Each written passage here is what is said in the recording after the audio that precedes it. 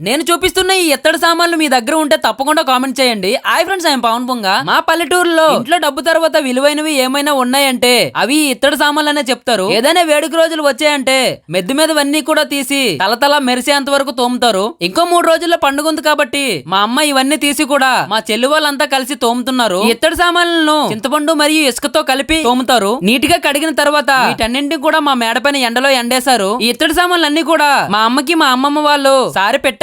ప్రతి ఒక్క దాని మీద కూడా మా అమ్మమ్మ వాళ్ళ నాన్నగారి పేరైతే రాశారు. అంటే కన్నూరు ఇచ్చినట్టుగా ఒక చిహ్నంగా అప్పట్లో రాసేవారట. చాలా మంది రీల్స్ లో చూసుంటారు కంచమేంటి ఇంతుంది అని. కానీ నిజమైన కంచం అంటే ఇదండి. పూర్వం ఇంట్లో ప్రతి ఒక్కరు కూడా ఈ కంచంలోనే తినేవారు. ఇత్తడి చెంబులోనే లేదా ఇత్తడి గ్లాస్ లో నీరును తాగేవారు. ఒకప్పుడు ఆరోగ్య రహస్యం కూడా ఇదే అని భావించేవారు. ఇప్పుడు మాత్రం ఎవరు కూడా వీటిని యూజ్ చేయడం లేదు. దీన్ని పూల సజ్జ అంటాము. టెంపుల్ కి వెళ్ళినప్పుడు వాడతారు. వీటిని మట్లో అంటాము. ఇవి అప్పట్లో నీరు బిందెల కింద పెట్టేవారు. వీడియోలో చూపిస్తున్న